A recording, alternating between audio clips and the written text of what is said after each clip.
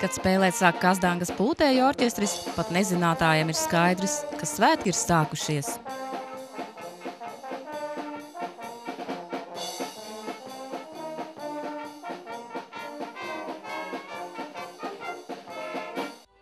Piekto gadu septembra 1. sestdienā Kazdāngā tiek svinēti parka svētki, kas pulcē tuvus un tālus ciemiņus. Bet kāds gan ir bijis aizsākums šiem svētkiem?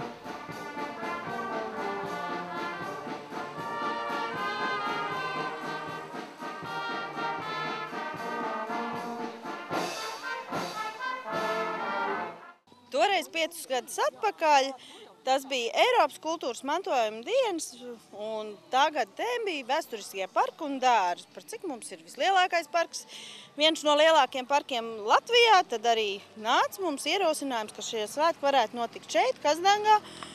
Un toreiz tad bija sākuma iecer pusstundas garš koncertiņš kaut kur parkā. Un piesaistījām sponsorus un izvērtās jau toreiz, 5 gadus atpakaļ, izvērtās svētki visu dienas garumā.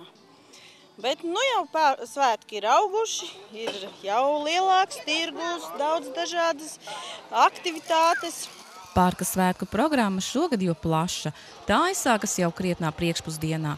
Te ir gan tradicionālais amatnieku un mājražotāju tirgus, gan dažādas saistošas nodarbes bērniem un pieaugušajiem. Mums var nākt izglītokļi.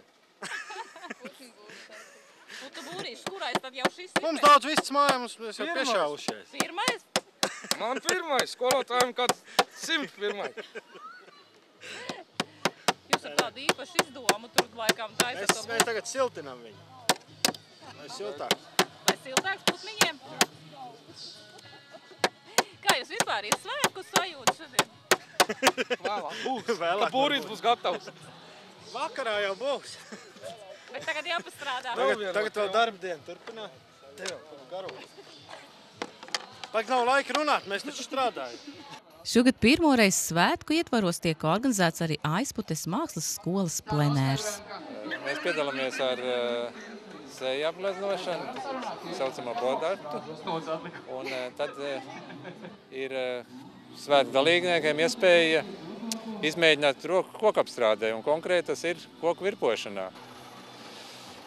Un Aizputes mākslas skola arī svētku pasākumā rīkoja plenēru. Piedalās Aizputes skolas audzēkņi un var piedalīties ir katrs svētku dalībnieks. Kā tad klājas, kāda ir atsaucība, teiksim, no jauniešu, no bērnu puses, kaut vai par to pašu koku virpošanu? Nu, interese ir liela. Nu, jau ir pamēģinājuši vairāk zēnu un arī meitenes roku pirmo reizi mūžā koku virpojot. Mēs jau esam uzvirpojuši olas, stumpiņas un šahfigūriņas. Viens zēns bija atnācis virpot, viņam tas ļoti patīk. Es viņu uzaicināju, lai viņš nāk uz Aizputes mākslas skolu. Nu, izrādās viņš ir no Skrundas, tad viņš aizskrēja pie māmiņas, paprasīja. Viņa teica, jārunā ar tēvu. Nu, ar tēvu viņš atnāca atpakaļ. Un teica, ka tas ir stipri tālu un būs grūti atbraukt. Nu, es nezinu, viņi risina problēmu pašlaik. Bet puišals gribēja. Puika grib ļoti nākt mākslas skolā. Bērnu vislielākā interese un prieks par līdz šim nebijušu atrakciju velšanos ar ūdens bumbu pa Brūža dīķi. Kā atzīst Evelīnas mamma Karmena, tad meita arī labprāt pamēģināt šo izpriec, bet pārāk liela rinda. Zīmējām uz sejas, nobraucām tur pa virvēm. Koncertu paklausījāmies. Tā. Un kādas ir tās sajūtas šodien? Labas. Saulītes spīd, viss kārtībā. Speciāli braucāt šurp no Rīgas, lai piedalītos svētkos? Nu, nē. Ģimenes brīvdienas, varētu teikt, pie vecākiem. Tās ģimenes brīvdienas droši vien būs labas? Jā, būs. Tā atmosfēra patīk. Pati par sevi jau, un sevišķi, ja tāds labs laiks kā šodien, tad ir jāatnāk. Mājās jau katru dienu var sēdēt, bet parka svētki tikai reiz gadā. Šodien ir svētku sajūtas? Ir gan, noteikti ir. Ko jau redzējāt, ko gribat redzēt? Viss pēc kārtas, no sākuma līdz beigām. Un laiks arī labs ir. Nu, lielisks. Esam jau te katru gadu. Šogad ir īpaši patīk droši vien. Šogad šķiet plašāk, kā pagājušā gadā. Pagājušā gadā bija arī Kazdangas tehnikuma absolventu salidojums, un tad jāsaka, tad es tikai dzīvoju ar saviem skolas biedriem, un no svētkiem tad es maz ko redzēju. Tad jau mums tā mūsu tikšanās bija un savas sarunas, bet šogad šķiet ļoti, ļoti plaši un lieliski informācija par visu, kas notiek, kad un kur.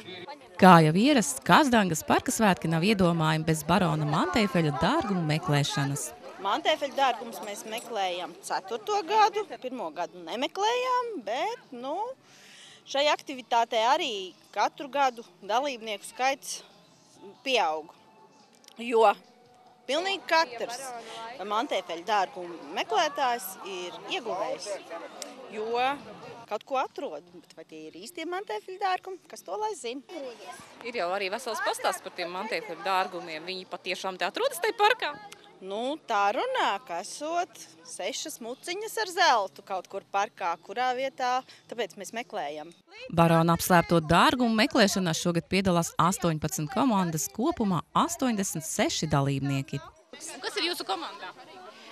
Visa ģimene, vedekla, znots, meita un vedeklas mamma un vedeklas brālis. Jūs, es saprotu, ne pirmo reizi piedalāties? Pirmo reizi, jā. Mums jāatbild uz jautājumiem ir vispirms, un tad pēc 5 minūtēm jāiet pie Māras, tad viņi laidīs, tad viņi teiks tālāk, kas jādara viss ir. Kas tad izdomāja, ka jāpiedalās šādā pasākumā? Mēs visi kopā tā nospriedām. Cerat atrast tos Mantēfeļa dārgumus? Cerams, kad izdosies. Jūs esat visi kaimiņi? Jā. Tepat no Kazdangas? Jā, tepat dzīvojam. Pirmo reizi piedalāties šādā komandā? Nē, 3. reizi jau. Kā tad iepriekšējos gadus veicās ar tiem dārgumu meklējumiem? Neatradām īsti dārgumus, bet bija labi. Bet 3. reize varētu būt tā likta? Jā, 3. Tik 3 lietas, labas lietas, kā saka. Tagad jūs esat daudz ko iepazinuši. Kas jums tagad tur jādara, jāatbild? Mēs tikai tagad sāksim. Mēs jautājumiem jāatbild un tad jādodās parkā. Daudzveidīgais pasākumu klāsts parka svētkos turpinājās līdz vēlam vakaram. Kā atzīst organizatori, tad svētki ir izdevušies. Pateicoties tiešām skaistajam laikam, man šķiet, ka viss pagaidām izdodas. Jā. Kā izskatās ar cilvēku atsaucību? Jāsaka, ka es pagājušajā gadā neesmu bijusi, tāpēc es nezinu.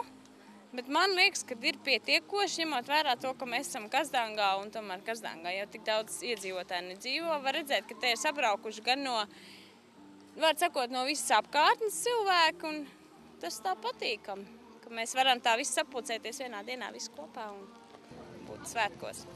Uz tikšanos Kazdangā nākamgad jau 6. parka svētkos. Sāla Dreimne, Edvīns Svēls, Aizputs televīzija.